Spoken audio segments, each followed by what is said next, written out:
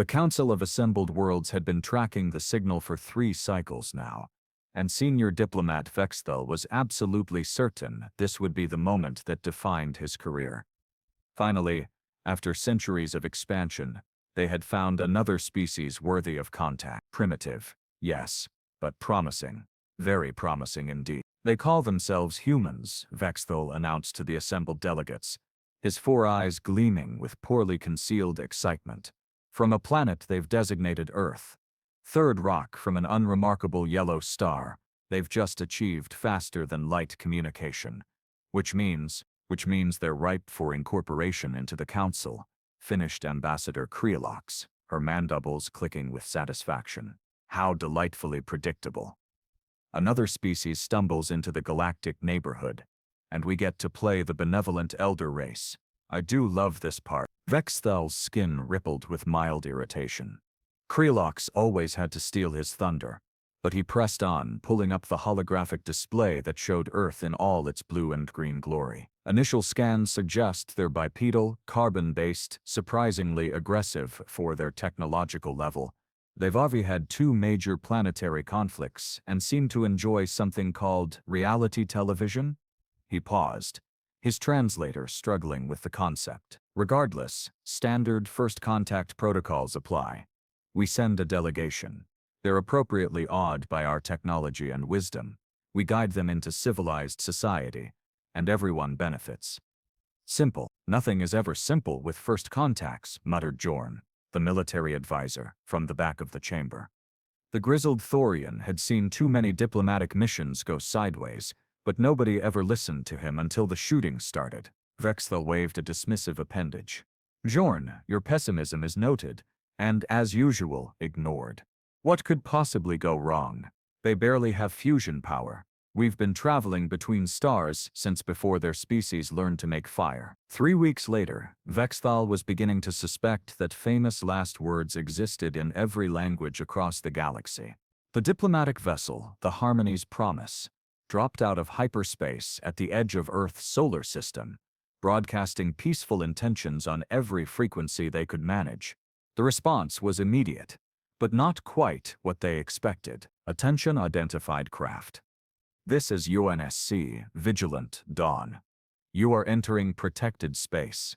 State your intentions and prepare to be boarded for inspection. Vex'thal blinked, all 4 eyes in rapid succession.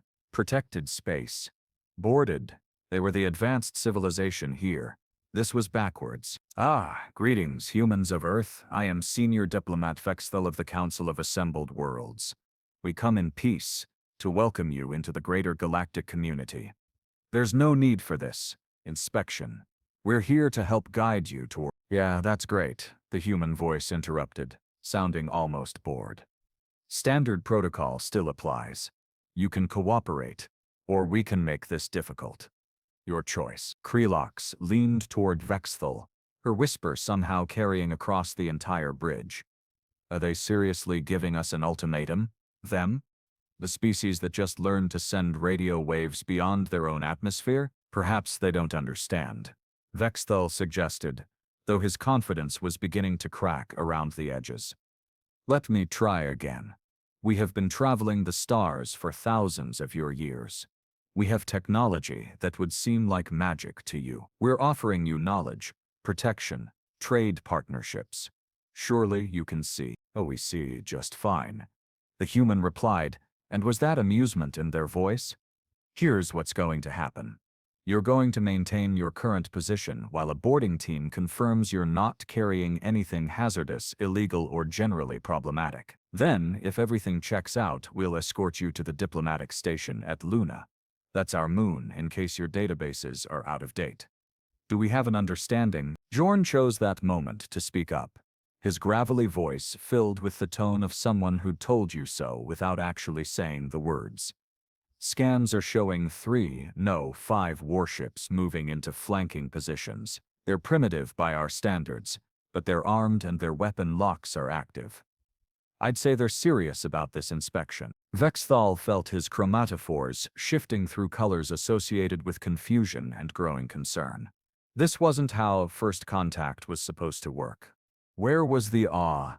The reverence, the grateful acceptance of their clearly superior guidance. Will comply with your inspection, he finally managed, the words tasting strange in his translator unit. But I must protest this treatment. The Council has established first contact protocols that have served the galaxy well for millennia. That's nice, the human responded. We have protocols too. Funny how that works. The boarding party arrived 30 minutes later, and nothing about them suggested primitive or backward. They moved with military precision, their armor sleek and efficient, their weapons held with the casual competence of people who knew exactly how to use them. The team leader, a woman whose name tag read Martinez, looked around the bridge with the critical eye of someone conducting a routine inspection rather than marveling at alien technology. Nice ship, she commented, running some kind of scanning device over the main console. Gravitation drive system, quantum entanglement communications, predictable defensive screens. About what we expected for a council vessel. Vex'thal's skin went through 3 shades of confused purple. You expected? How could you possibly? Sir, you're going to want to see this. One of Martinez's team called out from the Nagashan station.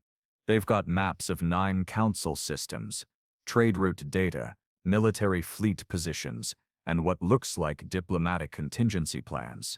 Pretty thorough intelligence gathering. We gathered that information through centuries of careful exploration, Vex'thal protested. That represents the accumulated knowledge of hundreds of species. Martinez looked up from her scanner, and her expression was somewhere between pity and amusement. Yeah, about that. When exactly do you think humanity achieved faster than light communication? 3 cycles ago, your transmission was quite clear. Define cycles. Roughly 90 of your days. Martinez actually laughed, and it was not a comforting sound. Oh man, you guys really stepped in it. That wasn't our first FTL signal. That was our first unencrypted FTL signal. We've had the technology for 12 years. We just kept it quiet while we figured out who was out here and whether they were friendly. The silence on the bridge was so profound that Vex'thal could hear his own circulatory system pulsing. 12 years. They'd been operating under the assumption that humanity was just now stumbling onto the galactic stage, ripe for guidance and incorporation. If they'd actually been listening, watching, learning for over a decade. So when we showed up with our welcoming committee speech, Krelox said slowly, her mandibles clicking in what might have been horror or possibly respect. You already knew everything about us. Pretty much, Martinez confirmed, continuing her inspection without missing a beat. We know about the Council, the incorporation process, the technology sharing agreements that somehow always favor the older members, the resource rights you negotiate that leave newcomers at a disadvantage. We've had plenty of time to study your methods. Speaking of which, that's an interesting weapons array you've got hidden in your cargo bay. Care to explain why a peaceful diplomatic vessel needs military-grade plasma cannons? Vex'thal felt his career ambitions crumbling in real time. Those are purely defensive. Standard equipment for any vessel traveling through potentially dangerous space. Right, and I'm sure they have nothing to do with the intimidation factor when dealing with species who don't immediately agree to council terms. Martinez tapped her scanner against her palm thoughtfully. Here's the thing, humanity isn't interested in being incorporated, guided or enlightened by the Council of Assembled Worlds. We've seen how that story ends, and we're not fans of the epilogue. But you need our technology, Vex'thal tried, grasping at diplomatic straws. Our protection. The galaxy is vast and dangerous for newcomers. We've got our own technology, thanks. Turns out when you're not relying on ancient aliens to hold your hand, you innovate pretty quickly. As for protection, well, you've met the UNSC. They're not our only defensive force, just the ones we send to make first impressions. Jorn chose that moment to check his tactical display, and the color drained from his face, which was impressive considering his species had blue skin to begin with. Vex'thal, I'm picking up energy signatures throughout the solar system. Lots of them. Those aren't civilian installations. Martinez smiled, and it was the smile of someone holding all the good cards. Observation stations, defense platforms, patrol routes, listening posts. We've been busy. When you're the new kids in a neighborhood full of ancient civilizations, you don't just leave your door unlocked and hope for the best. This is unprecedented, Krelox breathed. No emerging species has ever prepared for contact like this. You should have been eager to join us, desperate for our knowledge. Yeah, that's the problem with your whole approach, Martinez said, securing her scanner and gesturing for her team to finish up. You assume everyone else is desperate and grateful. You bank on the awe factor, the technology gap, the feeling of being small and insignificant in the big galactic community. But here's what you didn't count on. Humans are really, really good at preparing for the worst. We've been fighting each other for thousands of years. We know every trick in the diplomacy playbook because we've used them all ourselves. When we realized we weren't alone, we didn't celebrate. We planned. Vex'thal watched his carefully prepared first contact speech, with its soaring rhetoric about unity and cooperation, turned to ash in his mind. So, what happens now? Now you get escorted to the Luna diplomatic station like I said. We'll have some conversations about ride information exchange, maybe some cultural programs, but it's going to be a negotiation between equals, not a patronizing orientation session. You want access to human space? You follow human rules. You want trade agreements? They'll be fair, with terms we both agree on. And if the Council doesn't like that arrangement, well, there's a lot of galaxy out there. You're not the only option we've been talking to. That last part hit Vex'thal like a plasma bolt to his primary nerve cluster. You've made contact with others? We've made contact with everyone, Martinez said cheerfully. While you were busy being the wise elder race, we were busy being students. And let me tell you, when you approach first contact as a learning opportunity instead of a power play, you'd be amazed how many species are willing to talk. The Vorlum Collective says hello, by the way. They're thrilled to have someone willing to trade fair terms for their dimensional mathematics. The Cthulhu Mining Guild is setting up joint operations in the asteroid belt. Even the Thorian Military Academy has been impressed by our tactical simulations. Turns out a lot of species are tired of council terms and conditions. Jorn actually laughed, a sound like rocks grinding together. Oh, this is rich. The humans did an end run around the entire council structure. How long until the others figure out they don't need the council either? That's not our problem, Martinez said, heading toward the airlock. Inspections complete. You're cleared for escort to Luna. Try not to cause any trouble on the way there. Our AI defense grid is very thorough and not particularly sentimental about diplomatic immunity. As the human boarding party departed and the Harmony's Promise began its escorted journey toward Earth's moon, Vex'thal stood on his bridge in stunned silence, his mind racing through the implications. This wasn't first contact. This was humanity announcing their arrival on their own terms. The Luna diplomatic station was not what Vex'thal expected. Actually, nothing about this entire disaster had been what he expected, so perhaps he should have stopped being surprised by now. But as the Harmony's Promise docked with the gleaming structure orbiting Earth's moon, he couldn't help but notice that it looked less like a hastily constructed greeting center and more like a fortress that occasionally hosted dinner parties. "Welcome to Luna Station," announced a crisp voice over the communications channel. "Please proceed to Docking Bay 7. A reception committee is waiting." Krelox peered at the station through the viewport, her mandibles twitching nervously. "How long did you say they've had FTL technology?" 12 years, apparently, Vex'thal muttered, watching automated defense turrets track their approach with unnerving precision. 12 years, and they've built this. Do you know how long it took the Vorlum to construct their first orbital diplomatic facility? 43 years, Jorn supplied helpfully. I wrote a paper on it at the Academy.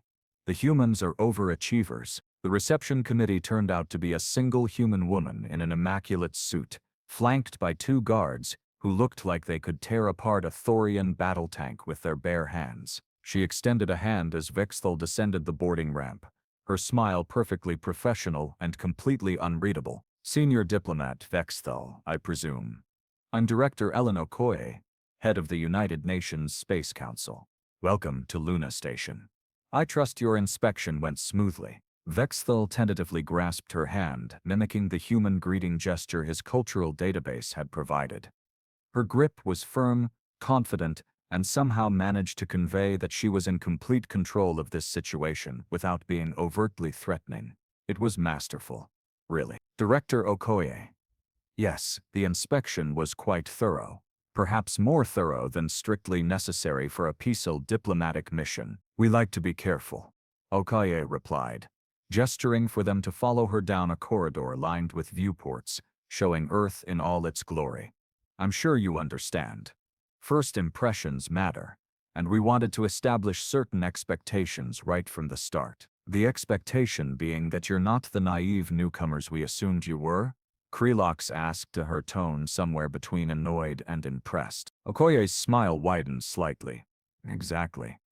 Come, we've prepared a conference room. I think we have a lot to discuss. The conference room was spacious, well lit, and decorated with what Vex'thal assumed were important human cultural artifacts. Maps of their exploration, images of their technological achievements, and several awards from various galactic organizations he recognized. Wait, awards from galactic organizations? When had those been issued? Please, sit. Okoye gestured to chairs that had clearly been designed to accommodate multiple species. Even that small detail spoke volumes. They'd planned for this. Can I offer you refreshments? We've studied council dietary requirements. Of course you have, Vex'thal said, settling into a chair that was surprisingly comfortable. Director Okoye, I think it's time we dispensed with the pleasantries. You've clearly been operating in galactic space far longer than we realized. You've made contact with multiple species, established trade relationships, and built infrastructure that suggests you have no intention of accepting a junior position in the cosmic order. So let me ask directly, what do you want? Okoye sat down across from him, folding her hands on the table with the calm assurance of someone holding a royal flush. What do we want? That's refreshingly direct. Very well. We want what every species wants. Security, prosperity, autonomy, and respect. What we don't want is to be patronized, exploited, or incorporated into a system designed to benefit everyone except us. The Council of Assembled Worlds has brought peace and prosperity to hundreds of civilizations. Vex'thal palesed. Though even to his own ears, it sounded like a rehearsed speech. Our system works. For you, Okoye countered smoothly. It works brilliantly for the founding species who wrote the rules, set the trade terms, and control the technology licensing. For newcomers, not so much. We've done our homework, senior diplomat. We know about the Kelvanis situation. Vex'thal felt his chromatophores flash warning colors before he could control them. The Kelvanis situation was not something the council liked to discuss. A species that had joined 50 years ago, signed all the standard agreements, and then discovered that the technology-sharing provisions left them perpetually dependent on council suppliers at council prices. The Kelvanis joined willingly, he said carefully. The Kelvanis were a desperate species facing an energy crisis, who were offered a solution with terms buried in 18,000 pages of legalese. By the time they understood what they'd agreed to, they were locked in. We talked to them, by the way. Very enlightening conversation. Jorn made a sound that might have been a chuckle or possibly a cough. Either way, it earned him a glare from Vex'thal. So you've been conducting your own diplomatic outreach, Vex'thal said. Undermining console relationships. Building our own relationships, Okoye corrected. There's a difference. We're not trying to destroy the council, we're just offering alternatives. Competition is healthy, wouldn't you say? Krelox leaned forward, her multiple eyes focusing intently on Okoye. What makes you think you can compete with civilizations that have been doing this for millennia? Your children playing at galactic politics. Children learn fast, Okoye replied without missing a beat. Especially when they're motivated, and humanity is very motivated. We've spent our entire history fighting for every scrap of progress, every inch of territory, every moment of peace. You think we're going to stumble into galactic society and just accept whatever terms you offer? We've been dealing with empires and power structures since before we had written language. This isn't our first negotiation. She tapped a control on the table, and a holographic display sprang to life, showing a complex web of connections. We've established preliminary trade agreements with 17 species, cultural exchange programs with 12 more, and mutual defense pacts with 6 civilizations who were tired of paying council protection fees. The Thorian Military Academy has already integrated some of our tactical innovations into their training programs. The Vorlim Collective is collaborating with our scientists on dimensional physics. The Cthulhu Mining Guild found our asteroid processing techniques fascinating enough to offer partnership terms, and that's just in the last 8 months. Vex'thal stared at the display, his mind reeling. 8 months. They'd accomplished in 8 months what most emerging species took decades to even attempt. How, he asked, his voice barely above a whisper. How did you move this quickly? Because we didn't wait for permission, Okaye said simply. We didn't assume we need to be invited. We reached out. We offered fair terms, we shared knowledge freely, and we made it clear we were interested in partnerships, not patronage. Turns out a lot of species appreciated that approach. This is chaos, Krelox hissed. The Council exists to provide order, structure, stability. The Council exists to maintain the status quo, Okoye shot back. Which is fine if you're on top of that status quo. Less fine if you're not. We're offering something different. Not domination, not incorporation, just cooperation between equals. Vex'thal was quiet for a long moment, processing everything. His career had been built on the assumption of council superiority, on the certainty that their way was the right way, the only way. And now this upstart species was casually dismantling that assumption with nothing more than competence and audacity. So, what happens now? He finally asked. You've made your point. You're not the naive primitives we expected. You've built your own network, your own relationships. What do you want from the council? Okoye's expression softened slightly, though her eyes remained sharp. We want a seat at the table. Not as junior members, not as probationary additions, but as equals. We want trade terms that don't require us to license technology we could develop ourselves given another decade. We want mutual defense agreements that don't make us subordinate to council military command. We want diplomatic recognition that acknowledges we're a sovereign species with our own interests and priorities. That's not how it works. Vex'thal protested weakly. It's how it works now, Okoye said firmly. Because here's the reality. You need us more than we need you. We've proven we can thrive independently. We've built relationships without council approval. We've developed technology through our own innovation. What we're offering is a chance for the council to adapt, to modernize, to treat newcomers as partners instead of projects. Take it or leave it. The silence stretched uncomfortably. Jorn was grinning openly now, clearly enjoying watching the diplomatic establishment get a reality check. Krelox looked like she'd swallowed something unpleasant, and Vex'thal felt the weight of knowing that everything he'd believed about first contact, about the natural order of galactic civilization, was fundamentally wrong. I'll need to consult with the full council, he said finally. This is beyond my authority to renegotiate. Of course. Okoye nodded graciously. We expected as much. Take all the time you need. We're not going anywhere. Though I should mention that the Kelvanis are considering renegotiating their agreements, with our support. And several other species have expressed interest in reviewing their terms. Just so you know what you're walking back to. Vex'thal stood, his legs feeling unsteady. You're threatening to dismantle the entire council structure. We're offering to help it evolve, Okoye corrected, standing as well. The galaxy is big enough for multiple approaches to cooperation. The council can either adapt to that reality or become increasingly irrelevant. Your choice. As they walked back toward the docking bay, Krelox moved closer to Vex'thal, her voice low. They're bluffing. They have to be. No species could coordinate this much activity in such a short time. But Vex'thal wasn't so sure. He'd seen the evidence, heard the confidence in Okoye's voice, watched the certainty in her eyes. Humans weren't bluffing. They were simply operating on a completely different level than anyone had anticipated. Director Okoye, he said, turning back to face her one more time. Why reveal all this now? You could have continued operating quietly. Building your network in secret, she smiled. And for the first time, there was genuine warmth in it. Because we're not interested in secrets or schemes. We want open relationships, honest partnerships. and because we wanted to make something absolutely clear from the very beginning. Humanity doesn't ask for permission to exist on the galactic stage. We're here, we're capable, and we're not going away. The sooner the Council understands that, the sooner we can move forward productively. And if the Council refuses your terms, Okoye's smile didn't waver.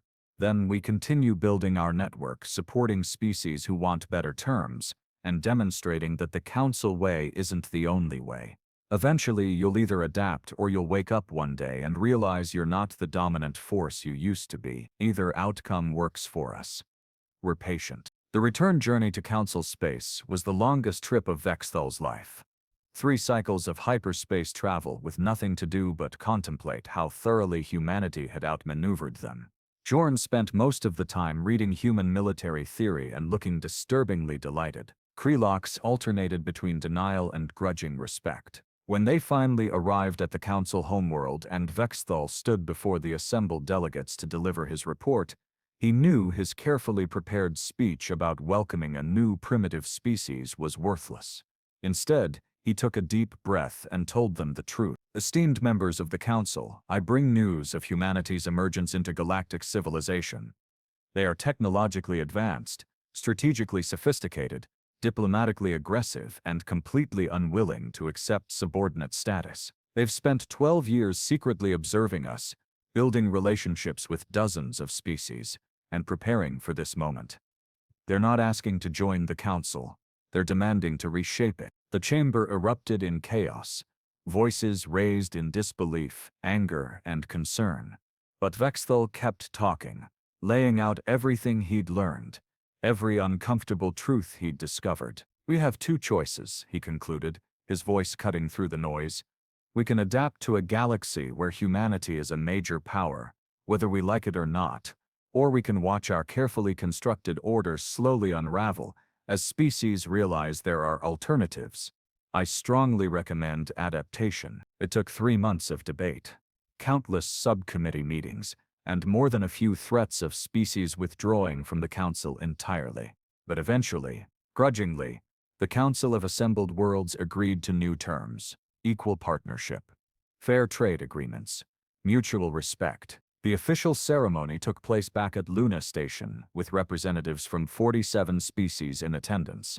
Vex'thal watched Director Okoye sign the agreement with a smile that suggested she'd known all along how this would end. Congratulations, he said quietly, approaching her after the ceremony.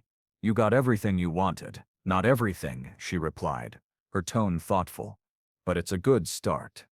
Thank you for being willing to listen, senior diplomat. Not everyone would have been. I didn't have much choice, he admitted. You were rather persuasive. We prefer the term determined, she said with a grin. But I appreciate the diplomatic phrasing. As Vex'thal prepared to depart Luna Station for the last time, he looked back at Earth, that blue and green world that had turned the entire galactic order upside down in less than a year. He'd come here expecting to guide a primitive species toward civilization. Instead, he'd learned that sometimes the newcomers had lessons to teach. Humanity's first contact hadn't been their introduction to the galaxy. It had been the galaxy's introduction to humanity, and the galaxy, Vex'thal suspected, would never be quite the same again. Jorn appeared beside him at the viewport, still grinning that knowing grin. Told you nothing is ever simple with first contacts. Yes, you were right, Vex'thal sighed. Feel free to be insufferable about it. Oh, I plan to be, Jorn assured him. For the next several decades at minimum. Though I have to admit, I like these humans. Any species that can make the Council sweat like this has my respect. As the Harmony's promise pulled away from Luna Station and set course for home, Vex'thal allowed himself a small smile. His career hadn't gone the way he'd planned. He hadn't been the diplomat who welcomed a grateful new species, but perhaps being the diplomat who'd helped negotiate the first truly equal partnership in Council history was better. Different, certainly. Unexpected, absolutely, but better. Behind them on that small blue planet, humanity continued doing what they did best. Planning, building, innovating, and absolutely refusing to accept anyone else's limitations as their own. The galaxy had thought it was witnessing humanity's first contact with advanced civilization. They were very, very wrong. It was just humanity's first official hello. And the message was clear. We're here, we're ready, and we're doing this our way. Welcome to the new galactic order.